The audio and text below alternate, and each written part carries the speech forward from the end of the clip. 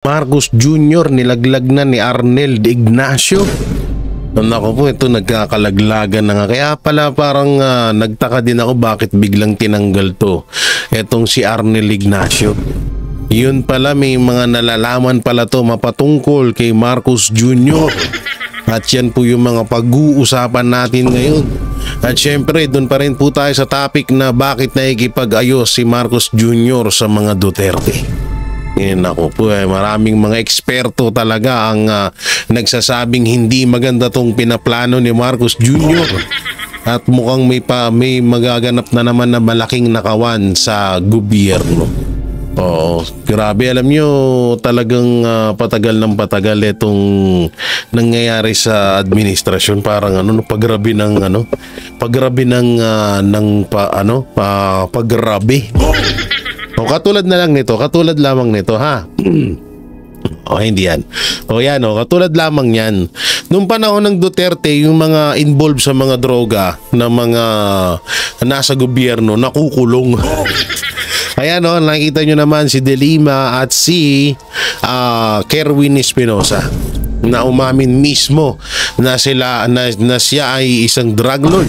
At pati ang kanyang ama ay inamin na siya ay drug lord. Pero nung panahon ng Duterte legacy, Duterte legacy, yan. Pero nung naging Marcos legacy na, eto na. Naging congressman pa. Yung isa naging mayor pa. Ganyang kalupit ang administrasyong Marcos. Tapos sasabihin nyo, bakit daming galit sa inyo dahil sa fake news? Hindi to fake news. Nung panahon ni Pangulong Duterte, nakukulong itong mga to. Pero nung panahon ni Marcos Jr., pinalaya lahat. Oo, ganyang kalupit ang administrasyong Marcos. Kaya hindi nyo masisisi talaga bakit bumagsak talaga yung kung bakit bumagsak yung tawag dito yung ratings or tiwala ng taong bayan kay Marcos Jr. Obvious naman na kasi yung mga pinaggagawa. Tsaka doon pa lang, ikaw ba naman first time in history na isang presidente na ginipit mo, hinayaan mong gipitin ng isang relihiyon. Walang iba kundi ang KOJC. Diba? Saan ka ba naman nakakita ng ganun, no? Yung mga ganyang gawain, alam naman na natin na si Biden ng mga gumagawa ng ganyan na mga ganyang gawain. Oo, sabi naman din nila may isang ito pala may panaginip ako. Alam nyo ba, speaking of KOJC, alam nyo ba na talagang may tawag dito, may mga tao pa talaga na gustong pasukin or gustong angkinin ang ari-arian ng KOJC. Oo, ako na nagsasabi sa inyo. At yung ari-arian, kapag iyon ay nakuha nila, syempre bilyon-bilyon yun. So, kapag nakuha nila yung mga ari-arian ng KOJC, gagamitin ata nila para sa darating na 2028 presidential election. Ay naku, matindi to. No, matindi tong etong kanilang pinaplano na to. No, alam nyo itong mga ganitong gawain talagang sobrang, may tuturing mo na nakademonyuhan. Sobrang kademonyuhan na tong ganitong gawain. Biro mo, saan mo nakakita? Mga involved sa droga, pinalaya. Tapos ginamit manlaban sa mga Duterte. Ganon kalupit. Ito pa isang pinaka-history. Yan, kita nyo ha. 2010, 2013, 2016, 2019, 2022. Tinalo po ng 2025 election. Noong 2010 ay umabot lamang po ng 500k ang mga overvoting. By Rappler. Ito pa isa, 2013 umabot po ng 674k. Noong 2016 umabot po ng 960k, so 1 million lang halos ang overvote. Noong 2022 umabot po 2019-2022 nasa 1 milyon po mahigit ang overvoting. Pero pagdating po ng 2025, alisin ko yung kamay ko. Hindi makita na nandiyan sa babae, umabot po ng 17 million overvote. Yan din po ang isa sa mga tinatanong ng mga kababayan natin, paano nangyari yan? Paano yung nangyari yung mga ganyang sistema sa COMELEC? Oo, kaya marami pong nagtatanong ng mga kababayan natin na George Garcia, kontrolado ka na din ba? Oo, yan yung mga tinatanong, no? Mga tinatanong ng mga kababayan natin. Ikaw ba ay kontrolado na rin ba? Oh, kayo ang makakapagdesisyon niyan, mga kababayan, kung ano ang pangitain niyo. Samantalang mapunta ko tayo dito. Ito ba 'yon? Yan, no, bago tayo dun sa panglalaglag kay Marcos, dito muna tayo. Marcos pa rin. Reconciliation ni Marcos Jr. sa mga Duterte. Wait lang, nitan natin. Ano yung nakalagay? Aksyon, hindi salita. Oh, yun, no, grabe, aksyon, hindi salita. Panoorin natin ito. Narinig natin at nalalathala sa mga dyaryo na handa si Bongbong Marcos na mag-reconcile. Gumawa na siya, wag na siya magsalita. At utusan na niya yung kanyang mga galamay tulad nila Martin Romualdez and so on, na tigilan na yung impeachment. Chis Escudero, tigilan na yan. Tomorrow tapos po ang disunity ng bansa at pwede na pong magsimula po ang healing ng bansa. Sunod po dyan ay yung pagbabalik ng independent foreign policy sa Senado sa pamumuno po nila Marcoleta, nila Amy Marcos, nila yung ibang mga Duterte, and yung pangatlo, susunod na po dyan ang pagbabalik ni Presidente Duterte galing sa The Hague to the Philippines. Yun ang aksyon na kailangan natin at wala pong mga salita na kailangan galing kay Bongbong Marcos. Aksyon po, and that is what we are not seeing today.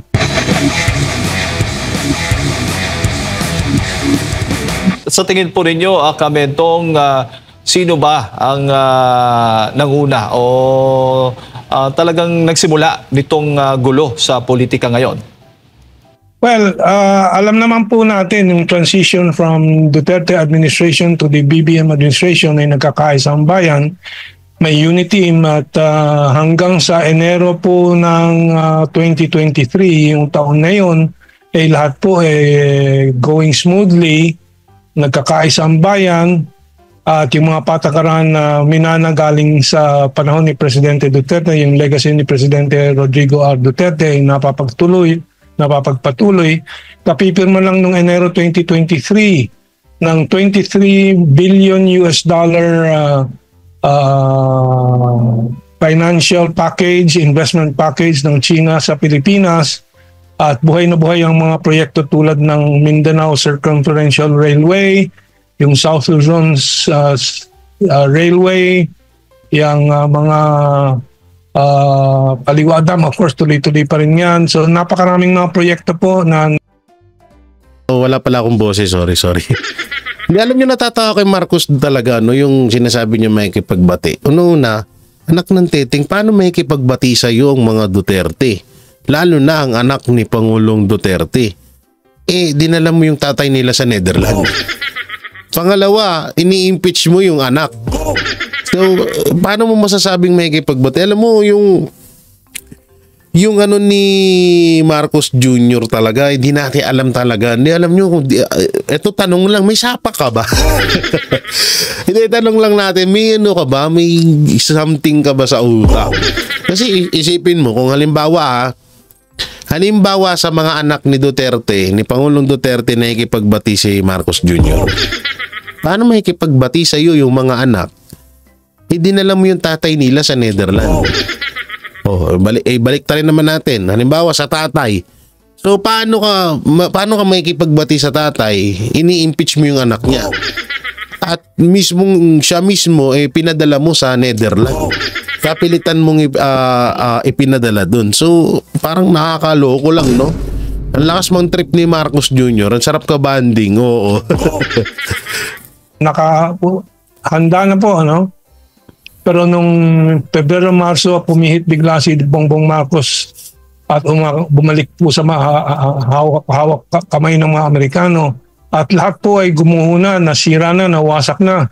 Nagkawatak-watak na, 2 taong sumunod po mula ng Pebrero, Marso 2023. Sunod-sunod na ang mga pag-aatake kay Vice President Sara sa Kongreso, sa mga Chinese business, dun sa Quadcom, tapos Tricom. Binanatan naman ng Tricom yung mga vloggers na independyente na bibigkas ng mga sariling mga pananaw. So kaya, speaking of West Philippines, anak ng teteng, alam mo, hindi ito may mga kakilala ko na ang tanging hanap buhay lang nila yung West Philippines. Alam niyo, sobra akong naawa.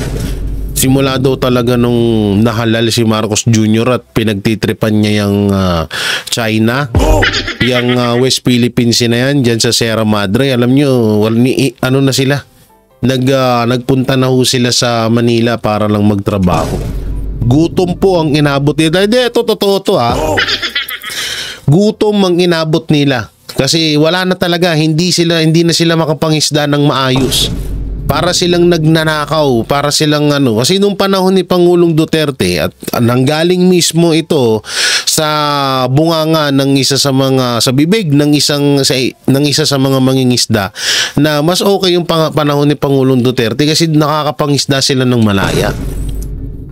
Alam nyo, minsan kailangan din nating kailangan nating magpakumbaba kahit na, alam nyo yun, yung tipong nagpapakumbaba ka sa may iniisip ka na, sige, papabayaan kita sa ginagawa mo ngayon. Tutuusin nito ang tagal-tagal na ng issue ng West Philippine Sea. Ang dami ng mga presidente na naabutan niyang issue na yan. Pinagtataka ko, lagi nilang isinisisi sa mga Duterte. Kesyo nakipag-ugnayan na daw or naibenta na daw yung West Philippine Sea na yan. Ang tanong dito, paano nabenta ng mga Duterte at sa tingin nyo po ba pahahayaan ng China na inaangkin ng Pilipinas ang West Philippine Sea kung sa kanila na yan? Sira ulo ba kayo? Napakalaki ng populasyon, napakalakas ng bansang China. Pag isang drone lang tayo dito, ubos tayo lahat. Para sa kaalaman nyo lang. Hindi ko minamalihit ang bansang Pilipinas. Mahal ko to. Dito ako, bayan ko to. Kaso, minsan maging practical tayo. O, doon tayo sa katotohanan. Doon tayo sa real talk. No, kasi kung sa China na yung yung sinasabi ng mga anti-Duterte diyan, yung binenta ng China, yung binenta ng yung West Philippine Sea. Oo, binenta ni Duterte. Tanga na kung binenta ni Duterte yan, hindi nasa kanila na yun ngayon. Hindi na sana nakikita yung Sierra Madre diyan. 'Di ba? Mag-isip-isip nga kayo. Itong malaking katarantaduhan yung West Philippine Sea na yun. Kaya ito dapat sa susunod mas maganda siguro padildilin ng buhangin si Marcos Jr. pagtapos ng termino niya. Sa mga nangyayari sa bayan po, in the meantime, palala ang ating ekonomiya. Ang ating utang ay lumobo sa loob ng 2 taon, 2 taon ng 4 trillion pesos, more than 4 trillion pesos. Nothing good is happening, tapos puro paninira, maraming salita galing sa administrasyon, pero sa gawa po, kabaliktaran ng nakikita po natin. Pampawasak po ng lipunan po natin. Doon na nga lang sa hanggang ngayon, di ba? Doon na nga lang sa asan na yung 5,500 flood control. Hanggang ngayon wala na ho balita doon. Ang dami na alam nyo kung bakit namimihasa. Ito real talk Alam nyo kung bakit namimihasa ang administrasyong Marcos na magpakulo ng mga issue. Nang mag-divert ng issue. Alam nyo kung bakit? Kasi nakikita nila na yung ibang mga Pilipino, parang pag dumaan na yung issue na yun, isusumbat, tas maya-maya nakakalimutan din. Yan ang mahirap sa ugali ng mga Pilipino. Hindi ko naman nilalahat. Pero may ilan dyan na, parang lagi silang tutok pag may bagong issue, doon na sila. Samantalang yung mga dapat nating itanong sa administrasyong Marcos kung nasan na tong ganito, yung ganyan. Kasi ang dami ng issue na ngayon, na natabunan na nga sa BICAM Yung sa BICAM natabunan na. Yung sa blood control, Maharlika Pan, GSIS, SSS. Wala na. Kasi nga, nakikita ng administrasyon na kapag may bagong issue sila na inilabas, lalong-lalo na sa mga Duterte, doon naman agad tayo. Hindi na pag-uusapan yung talagang dapat pag-usapan. Alalahanin nyo at doon din naman sa ibang vlogger, alalahanin nyo, hindi lang tayo dito nagbablog. Oo, kumikita tayo dito sa pagre-reaction natin, pero isipin nyo na lang yung pinaglalaban natin dito para sa bansa natin. Kung sasabay lang lagi tayo sa mga trending issue, ngangabils tayo dyan. No, kaya nananawagan ako sa ibang mga vlogger na pag nyo pa rin, iungkatin nyo pa rin ungkatin yung mga pondo, na hanggang ngayon hindi maipaliwanag ni Marcos Jr. Hindi maipaliwanag ng administrasyong Marcos kung nasan na yung mga perang yan. Hindi po basta-bastang pera lang yan na 1,000 lang. Yan po ay trilyon, bilyon na nanggaling katas po yan ng mga pinagpawisan natin. Pera ho nating lahat yan.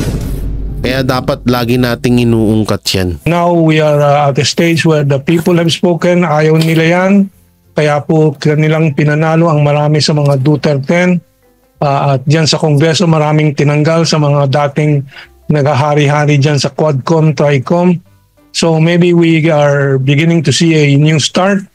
Ang problema po, ang hadlang po sa lahat na ito ay si BBM at yung mga propagandista nila. Nagsalita na si Vice President Sara Duterte tungkol sa impeachment at sabi niya she is looking at a bloodbath, meaning magkakadugo-duguan. Hindi naman physical po yun. Kasi I think Vice President Sara Duterte is preparing her counterattack to expose all the corruption of the Marcos administration, the Okada case ni Tambaloslos o ni Martin Rodriguez na may mga video pa ng lagayan ni Rodriguez, Romualdez pala, Romualdez, I'm sorry. So, yan po ang ibig sabihin ni Vice President Sara Duterte na magkakaduguan. Hindi naman... Alam nyo sa totoo lang, tawang-tawa ako dyan. Lalo sa mga tansu vlogger. Yan sila Kas Jaret, sila Ibe, si Manang Suka. Huwag na natin banggitin mga pangalan nila, baka sumikat pa. Yung mga vlogger na yan dati, kinukutya ko niyan, baba ng subscriber niyan. Hindi ko yan papatulan si Jay. Ngayon, nasan na kayo? Hindi, sorry hindi tayo nagyayabang, pero alam nyo naman ang suporta ng mga Duterte talaga. Natatawa ako doon kasi iba yung pinaparating nila. Halatang mga tulonggis. Kasi isipin nyo maigi yung sinabi na bloodbath na sinasabi ni Vice President Sara Duterte. Hindi naman porket bloodbath, parang babahanan ng dugo. Anak ng teteng naman tong mga hinayupak na to. Bloodbath kasi ang daming mga lalabas. Ang dami nating aabangan na talagang tinatawag na sobrang sukdulan na mabubunyag na kahayupan ng administrasyong Marcos. Ganun yun. No? At ayun na nga walang sinasabi na porket bloodbath parang mangpapatay. May napanood ako vlogger sabi, ayan na, mangpapatay na naman ang mangpapatay mga Duterte. Sabi ko, tanga. Ang tanga mo. Sabi ko, ito ba yung bali-balitang vlogger na nag-aaral ng attorney? Tapos tulonggis. Oo, sasalvage na daw ang mga Duterte. Alam mo yung mga ganun, sabi ko, anak mong teting to, hindi nila basic nung sinabi, hindi nyo na-gets. Ngayon talaga kapag pinapay, ang hirap din kasi, hindi alam nyo, believe din ako sa mga tanso vlogger kasi napagtsatsagaan nilang ipagtanggol si Marcos. Totoo, yung iba nga nagbabaliktaran na ngayon Nakakaramdam na sila ng nakakaramdam na sila na medyo, bagsak tayo. Bagsak yung mga views natin. Walang nang nanonood sa atin. Yung iba nga dyan, parang hinahanap na daw yung Facebook account ko. Parang gusto na magpalakad kay Banat Bay. Parang gusto na rin maging banateros. Pasensya na po, puno na ang Banateros, hanggang 6 lang talaga. 3 kalbo, 3 may buhok. Totoo, di ba? Ang may buhok sa ang kalbo, si Dada, si Banat Bay, si Master. O yung may mga buhok, Oli, RJ, tsaka syempre, Jay Guevara. Yung mga gwapo ang may mga buhok, charot. Kaya wag ka nang umasa, tsaka kilala kita. Oo, balimbing kang hayop ka. Physical po yan dahil we are in the parliamentary process. Dito tayo. Nagsalita na si Vice President Sara Duterte tungkol sa impeachment at sabi niya she is looking at a bloodbath, meaning magkakadugo-duguan. Hindi naman physical po yun. Kasi I think Vice President Sara Duterte is Duterte. Ano po ba o may epekto ho ba ito sa ating panlabas na relasyon? Well, alam po ninyo itong mga bangayan ay walang kahulugan yan para sa tunay na buhay ng mga Pilipino. Ang gusto nating makita, aksyon mula sa gobyerno para sa economic recovery po natin, para sa pag-uunlad po ng ating kabuhayan. Itong mga bangayan ay distraction lang po doon sa mga pagsasamantala na ginagawa po ng mga oligarkyo, mga paninira na ginagawa sa ating lipunan ng mga dayuhang tulad ng mga Amerikano. Pinagwawatak-watak po tayo. Walang tigil ang bangayan, wala namang aksyon ang mga kinauukulan na gumawa para sa kabutihan po ng bayan. Nagkaroon lang po ng eleksyon at ang bayan mismo. Sa totoo naman talaga, tama naman yun. Wala naman talagang magandang dinudulot or naidudulot yung mga bangayan na yan. Kaso kasi ang dito, ang punto ho dito, hindi naman kasi Duterte ang nagsimula. Alalahanin nyo, Duterte ang tumulong sa mga Marcos para makabalik ulit sila. Ang nangyari kasi talagang hayop, sagaran sa pagiging hayop, pagiging demonyo itong si Marcos Jr. na kahit na napakalaki ng utang na loob niya sa mga Duterte, sinuwag niya pa rin to. Kaya yung kaya nga palagi namin sinasabi na katulad niyan na nadala na sa ICC si Pangulong Duterte, bumababa bilihin. Naging maayos ba ang Pilipinas? Wala naman nangyari. So ibig sabihin hindi problema ng Pilipinas ang mga Duterte. Ang problema ng Pilipinas ay ang mismong administrasyong Marcos. Yan ang totoo dyan.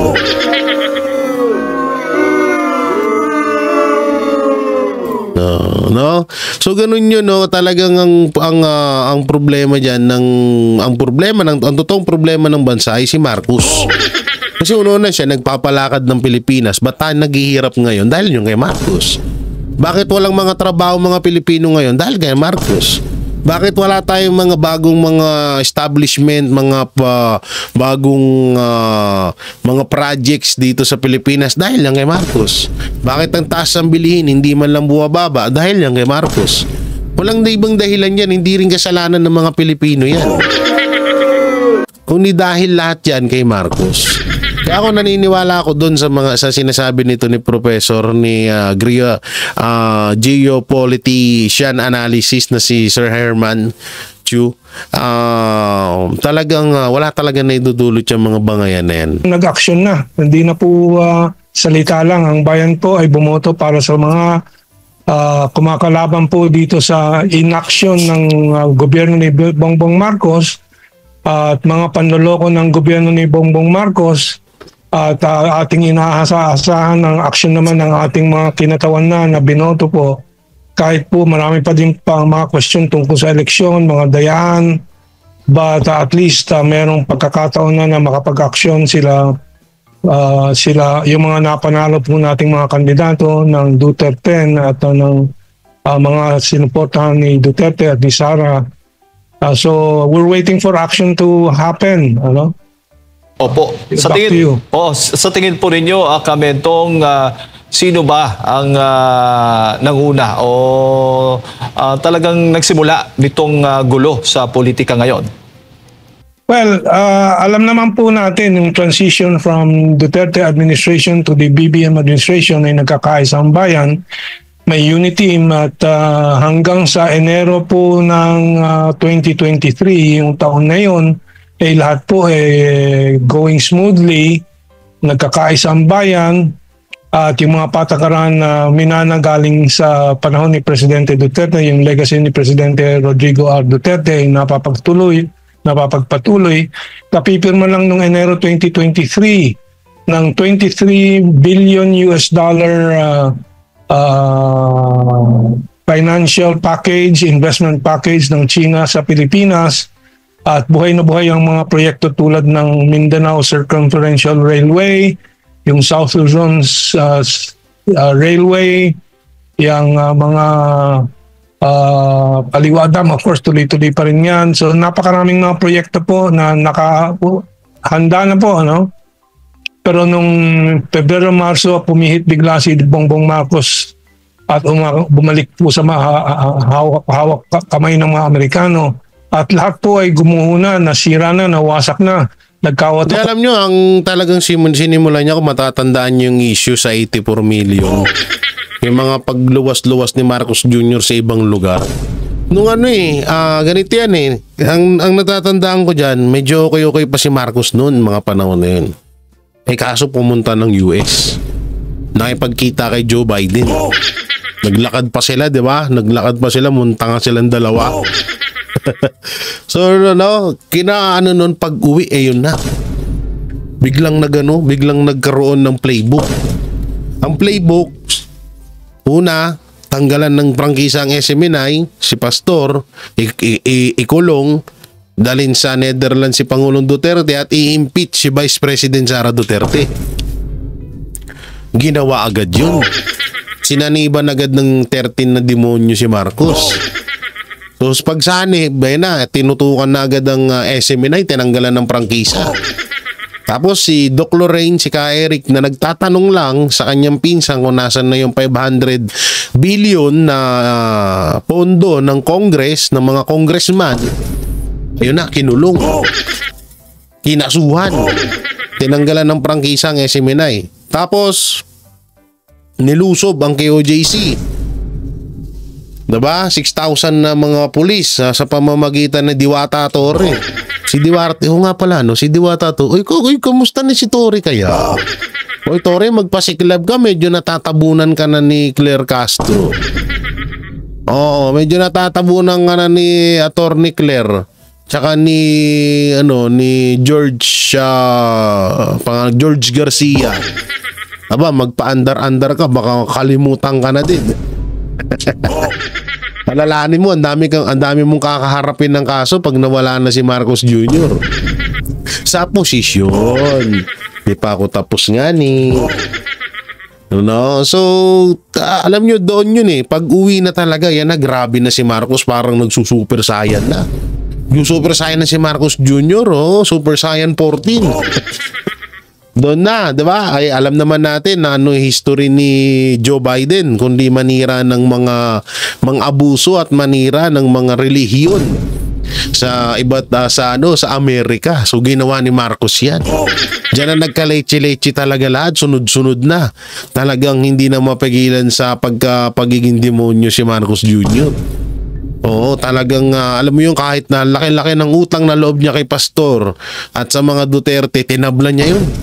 Kasi nga, parang na kung sa kasi may kung sa aswang inayanggaw or na hawaan ka na ng pagiging aswang ni Joe Biden.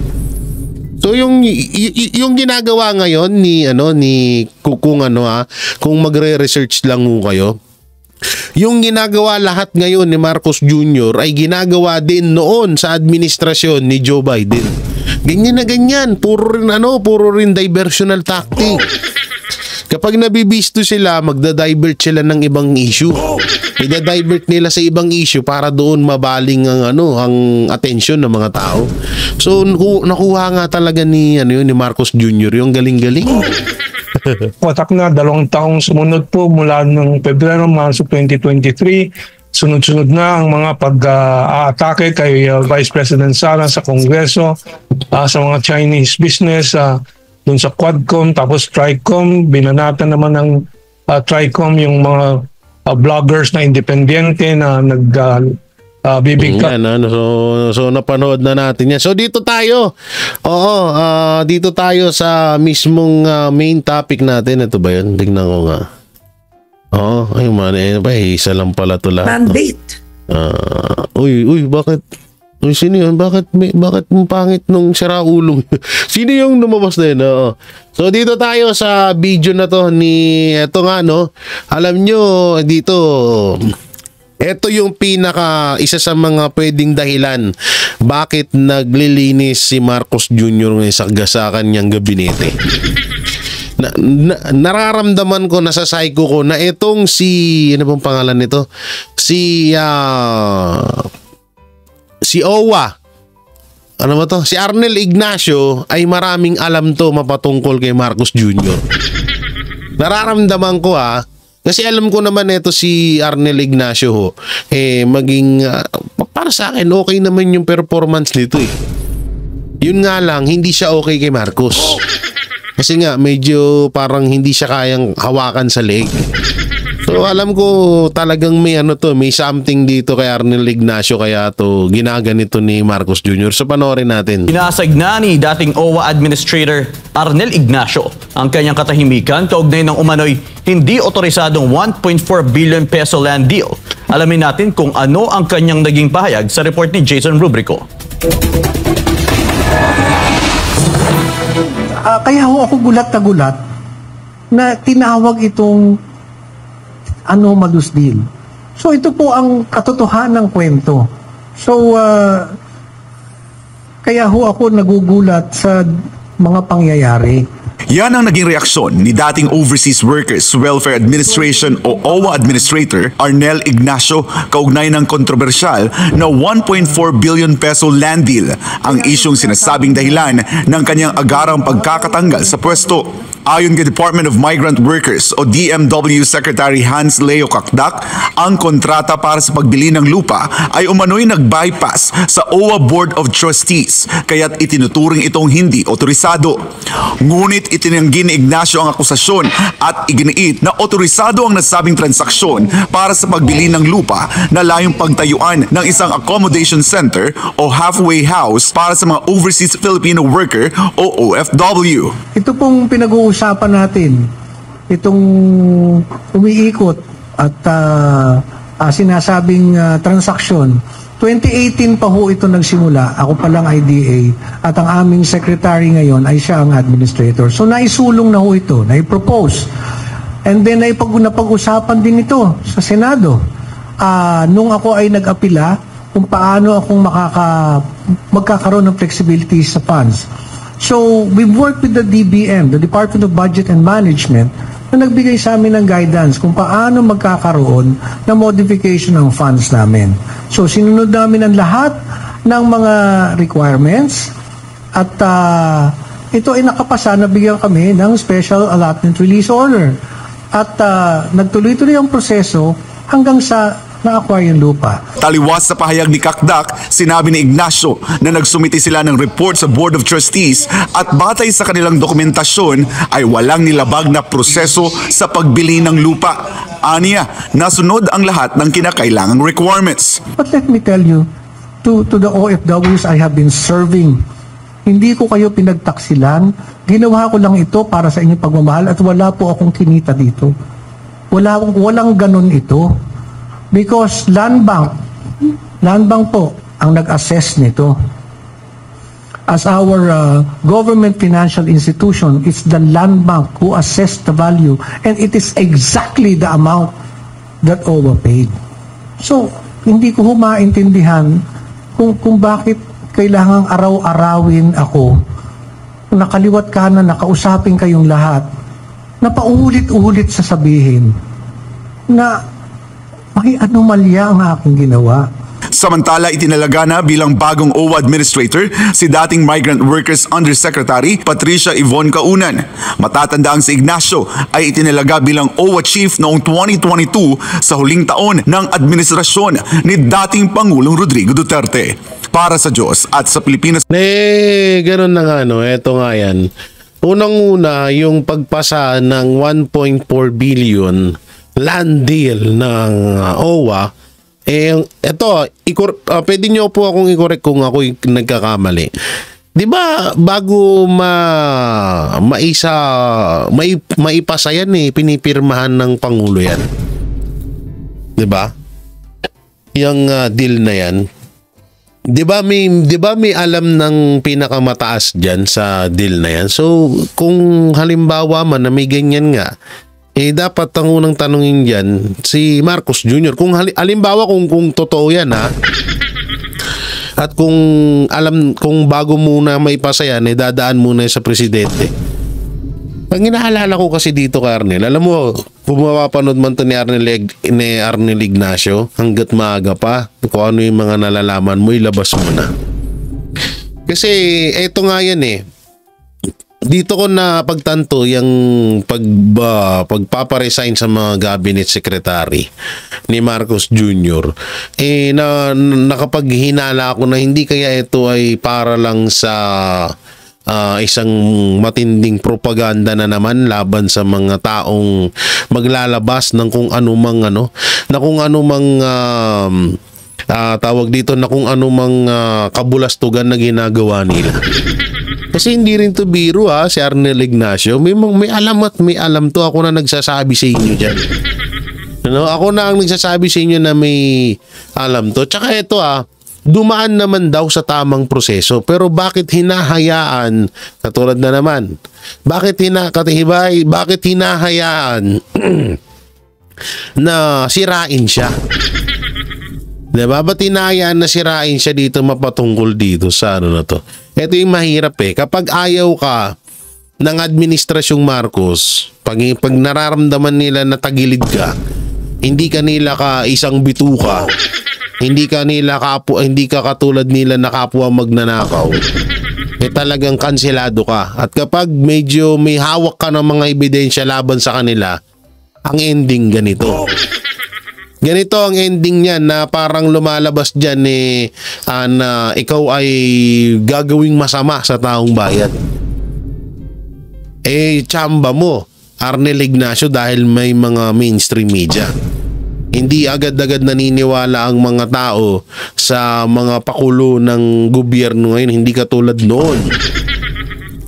Katulad na lang sample, yung kay Chief Justice Renato Corona. Mga panahon na yun, hindi pa masyadong popular ang YouTube. Kaya talagang, alam nyo, napakaganda naman nung ginawa ni Renato Corona. Pero ang nangyari noon, pinagtulong-tulungan nila para ma-impeach.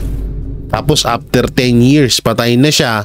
Doon lang nila nakamit ang hustisya, doon lang nila nalinis ang pangalan niya.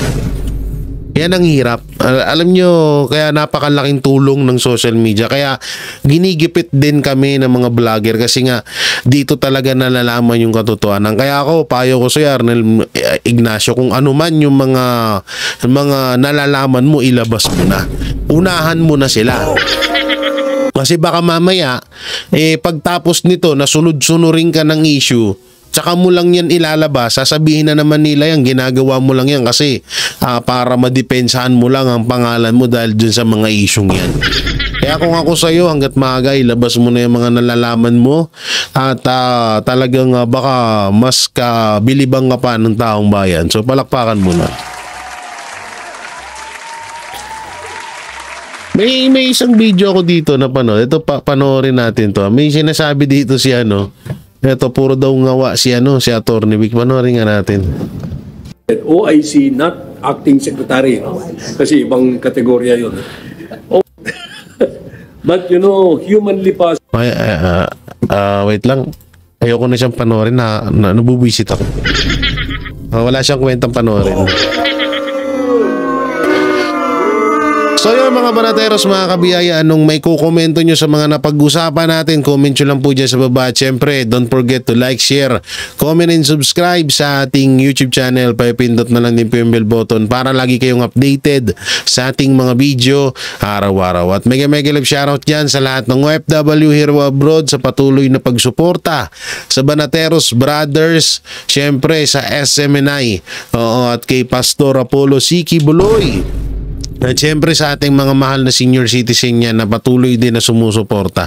Maraming salamat po sa inyo. Alam nyo yung pag-like, pag-share, pag-comment nyo sa aming mga video, napakalaking tulong po nun. At syempre para rin malaman ng iba pa nating kababayan ang mga tunay na balita na nagaganap sa ating bayan. So yun, ingat po kayo palagi. God bless and peace and bye-bye. Yan ang Banatero, walang inuurungan. Pag tama palakpakan, pag mali ay babanatan. Yan ang Banateros, boses ng ordinaryong Pilipino. Banateros ay walang makakaawan, walang inuurungan. Banateros ay tinutulungan.